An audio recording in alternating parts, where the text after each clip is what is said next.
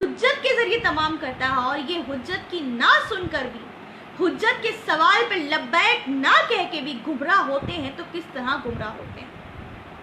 یہ وہ لوگ ہیں کہ ان کے سامنے کچھ بھی کر دو، ان کی آنکھوں پہ جو پردے ہیں وہ پردے ہٹتے نہیں، اور یہ ان کو دوزخ کے راستوں پہ لے جاتے ہیں۔ چلے آئے اس جو ہے واقعے کو پڑھتے ہیں۔ مکے کے لوگ جو تھے، مکہ چونکہ گرم ملک ہے اور وہاں بارش کا سلسلہ بہت کم ہوا کرتا تھا، اب چونکہ یہ بڑھ گیا، قیامت کی نشانیوں میں سے ایک نشانی ہے کہ مکے پہ بارشیں ہونا شروع ہو جائیں گی اور بر صغیر اور ہندوستان کے علاقوں میں کم ہونا شروع ہو جائیں گی۔ جب یہ حالات جو ہے رہنما ہونا شروع ہو جائے تو سمجھ لیجئے گا یہ اختتام میں دنیا کی نشانیوں میں سے ایک نشان اور ظہور کے اللہم صلی علی محمد وعلی محمد آنے کی نشانیوں میں سے ایک نشانی ہے۔ خیر، اس وقت سرزمین حجاز پر جو ہے بارشیں کم ہوا کرتی تھی، وہ سرزمین بہت گرم ہوا کرتی تھی، تو وہاں کے لوگ رات میں پہاڑی پر جا کے بیٹھ جایا کرتے تھے۔ اب جس پہاڑی پہ بیٹھتے وہاں ابو جہل بھی موجود، رسول اللہ بھی موجود، اور آج اس پہاڑی کے قریب جو ہے وہ شق القمر کے نام سے ایک مسجد بھی تعمیر ہے۔ چونکہ اس واقعے کی یاد میں یہ مسجد بنائی گئی اور اس کا نام اسی شق القمر یعنی اس واقعے کی نوعیت کے حساب سے رکھا گیا۔ اب کیا ہوتا ہے کہ رسول اللہ صلی اللہ علیہ وسلم سے چونکہ ابو جہل قریب آتا ہے، ابو جہل جناب عبداللہ کے دوستوں میں یعنی احباب میں بھی رہا ہے، بے شک وہ کافر تھا لیکن وہ جناب عبداللہ سے جو ہے وہ قربت میں بھی رہا، یعنی کہ دوستی میں بھی رہا۔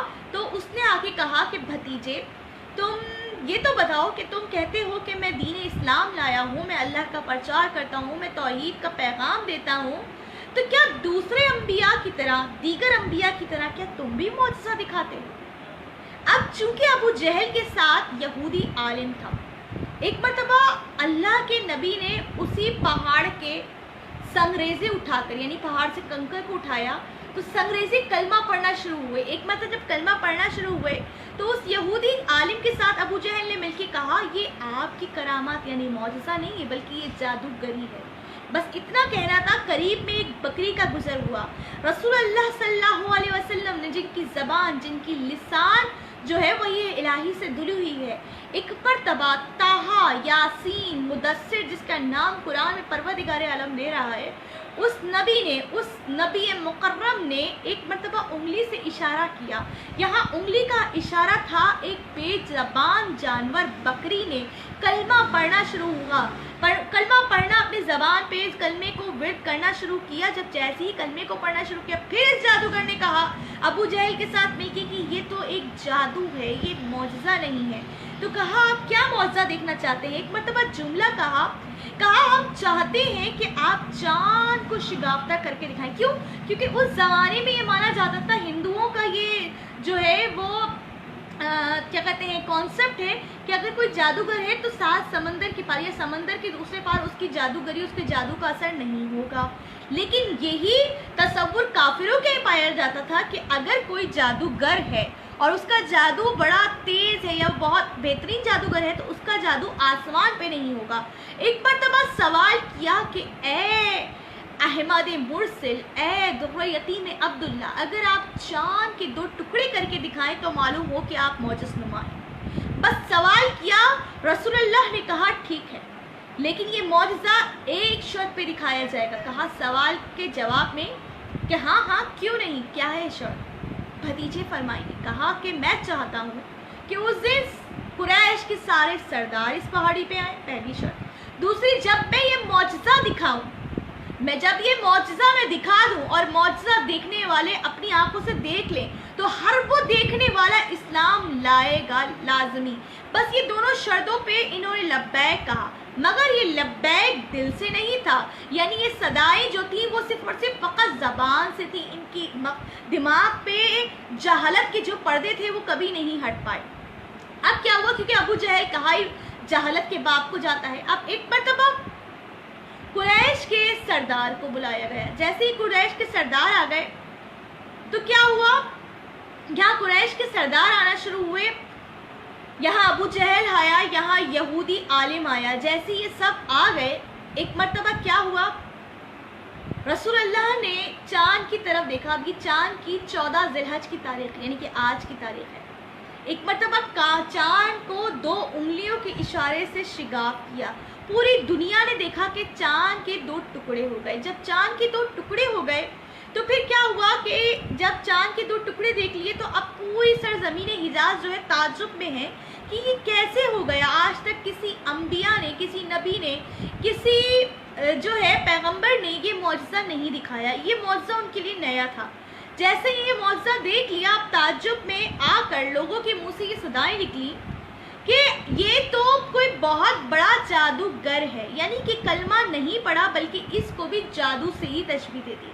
اب چونکہ انہوں نے اس کو جادو سے تشبیہ دی تو پھر رسول اللہ صلی اللہ علیہ وسلم نے ان کو ان کے حال پہ چھوڑ دیا.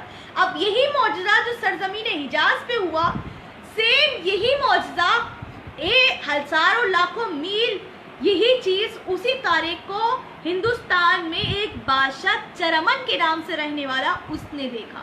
جیسے ہی چرمن پہ رہنے والے ایک بادشاہ نے اس کو اپنی چھت پہ بیٹھے اس معجزے کو دیکھا کہ چاند آج 2 ٹکڑوں میں شگافتہ ہو گیا ہے، دوسرے دن اس نے پورے دربار کو جو ہے بلا لیا. جیسے ہی دربار کو بلایا، ایک مرتبہ سوال کیا، بڑے بڑے عالموں کو بلایا، بڑے بڑے جو فقہی مسائل کو حل کرنے والے تھے یا جو کتابوں پہ عبور رکھتے تھے ان سب کو بلایا. اور بلانے کے بعد ایک مرتبہ فرمایا کہ دیکھو میں نے اپنے آنکھوں سے کل چاند کو شگافتہ ہوتے دیکھا ہے.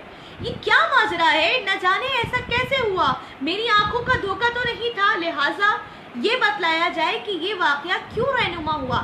چونکہ ہندوستان میں ایسے بہت سارے لوگ ہیں جو ستاروں پہ یقین رکھتے ہیں، ستاروں کو پوجا کرتے ہیں. ایک مرتبہ جب اس مسئلے کو پوچھا گیا تو تمام عالموں نے غور و فکر کیا، تدبر کیا اور ایک مرتبہ اس مراحل پہ پہنچے کہ کہا ہماری کتابوں میں لکھا ہوا ہے کہ سرزمین حجاز یعنی سرزمین عرب پہ ایک ایسا نبی آئے گا جو آخری نبی ہوگا، جو اللہ کا پیغام لے کے آئے گا اور جس کے پاس یہ معجزہ ہوگا کہ وہ قمر کو یعنی کہ چاند کو 2 حصوں میں توڑ دے گا. ہمیں معلوم ہوتا ہے یہ وہی شخص ہے جس نے سرزمین حجاز پہ یہ معجزہ دکھایا. بس اتنا بولنا تھا. اس بادشاہ جس کا نام چرمن بتایا جاتا ہے اپنے بیٹے کو 100 سپاہی کے ساتھ اس واقعے کی تائید کرنے کے لیے، جان پڑتال کرنے کے لیے عرب کی سرزمین پہ بھیجا. گویا یہ بیٹا کافی سارے گھڑسوار کو لے کر سرزمین عرب پہ گیا اور اپنے باپ کے نام کا ایک سندیشہ لے کے گیا جو خوب سارے زیورات اور بہترین تحائف سے آراستہ تھا، اور جا کے رسول اللہ صلی اللہ علیہ وسلم کے قدموں میں رکھا. معلوم ہوا کہ یہ وہ واقعہ جو بالکل سچا واقعہ ہے. جب یہ جان لیا تو ایک مرتبہ رسول اللہ صلی اللہ علیہ وسلم کے ہاتھوں پہ کلمہ پڑا. میں یہاں کہوں گی وہ سرزمین حجاز پہ رہنے والے لوگ جنہوں نے بچپن سے لے کر اختتام تک رسول کو اپنی آنکھوں سے دیکھا، جنہوں نے اس معجزے کا سوال خود اپنی عقل ناقص کو دیکھتے ہوئے کیا کہ وہ جانتے تھے کہ شاید رسول اللہ معاذ اللہ یہ معجزہ نہ دکھا سکے، اور رسول نے ان کے نامناسب چیز کو امپاسبل کو بھی پاسبل کر کے دکھایا کہ میں وہ رسول ہوں، میں وہ خدا کی حجت ہوں کہ جو چیز امپاسبل ہو میں اسے پاسبل کر دوں. اگر امپاسبل چیز کو پاسبل نہ کروں تو پھر میں نبی کیسا. اور یہ وہ لوگ ہیں جو 1 لاکھ یا لاکھوں میل دور بیٹھ کر رسول کے دیکھے ہوئے معجزے پر لبیک کہنے کے لیے اتنی دور سے ہندوستان کی سرزمین سے لبیک یا رسول اللہ کہنے آئے اور ہاتھوں پہ لبیک کہہ کے قدم بوسی کر کے کلمہ پڑھ کے واپس آئے. اور یہ پورا قافلہ جو کہ مسلمان یعنی کہ 100 سوار مسلمان ہو گئے تھے، جب یہ واپس آیا چونکہ رسول نے اس کے باپ کے حق میں دعا بھی دی تھی، جب یہ واپس آیا تو ایک مرتبہ اس نے دیکھا کہ اس کے بابا جو ہے وہ انتقال فرما چکے ہیں. تو اس نے کچھ وقت حکومت کو سنبھالنے میں لگایا. اب جیسی حکومت کو سنبھالنے میں لگایا نا تو حکومت جب اس کے ہاتھ میں آ گئی تو پہلا کام اس نے کیا کیا، اپنے باپ کے نام پہ جو مالا بار میں ایک سرزمین تھی جس سرزمین کا یہ رہنے والا تھا، وہاں پر اس نے مالا بار میں ایک مسجد بنائی. اور یہ مسجد جو ہے مالا بار میں اپنے باپ کے نام سے یعنی کہ چرمن کے نام سے بنائی. اور جب یہ چرمن کے نام سے بن گئی تو اس نے یہ واقعہ سب کو بتایا تو چوک در چوک لوگ، کیونکہ یہ حکومت کا بادشاہ تھا تو اس نے ہندوستان میں چوک در چوک لوگ جو ہیں وہ مسلمان کیے. اور یہ وہ طریقہ تھا کہ جس ایک معجزے سے کتنے لوگ جو ہیں مسلمان ہو گئے.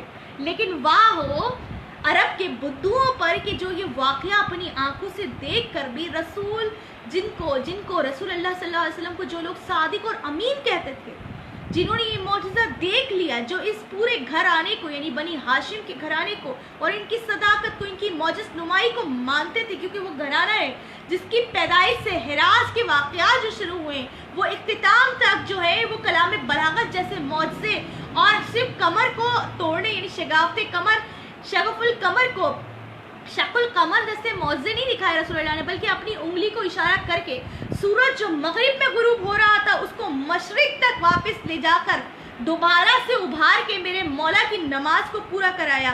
یہ وہ رسول ہیں کہ جب جو چاہے کر دیں، ہاتھوں میں سنگریزے، جن کے ہاتھوں میں سنگریزے کلمے پڑھ لے، جن کی انگلی کے اشارے سے ایک حیوان، بکری، بے زبان جانور بھی کلمہ پڑھ لے۔ یہ وہ ہے کہ جس راستے سے گزریں شجر بھی کلمہ پڑھتے نظر آئے، قمر بھی شگاف ہو کے کلمہ پڑھتا ہوا نظر آئے، پانی بھی اپنی طغیانی پہ پہنچ کے کلمہ پڑھتا ہوا نظر آئے۔